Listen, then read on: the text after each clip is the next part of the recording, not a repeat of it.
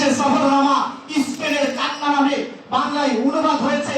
ওই বইগুলি যদি আপনি পড়েন দেখবেন আজকে সেই কার্যকারী শোনানো হচ্ছে স্পেনের সেই কর্ডোবা মসজিদ, যেই কর্ডোবা মসজিদে বসে আমাদের মুসলিম মনীষী, আমাদের তাফসিরে কুরতুবীর লেখক ইমাম কুরতুবী হাদিসের দর্শ দিতেন, কোরআনের দর্শ দিতেন।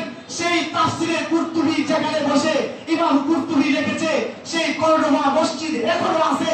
তবে সেই কর্ডোবা মসজিদে আজ এখন আজান হয় না, ওখানে কেউ নামাজ পড়ে না।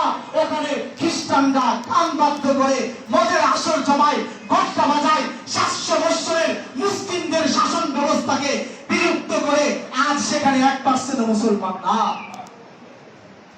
হারে আমরা চেস্তিয়া বস্তিয়ার কথা ছাত্র জীবনে শুনতাম, ওই চেস্তিয়া বস্তিয়ার কথা কি আর শুনে? রাশিয়া মুসলমানদের 13টা রাষ্ট্র গিলে গিয়েছে, আমেরিকা মুসলমানদের স্বাধীন 15টা রাষ্ট্র তারা গিলে গিয়েছে। ওই রাষ্ট্রগুলির নামও আমরা জানি না, ওই রাষ্ট্রগুলির মুসলিমরা আজ কোথায় আছে এটাও আমরা জানি না।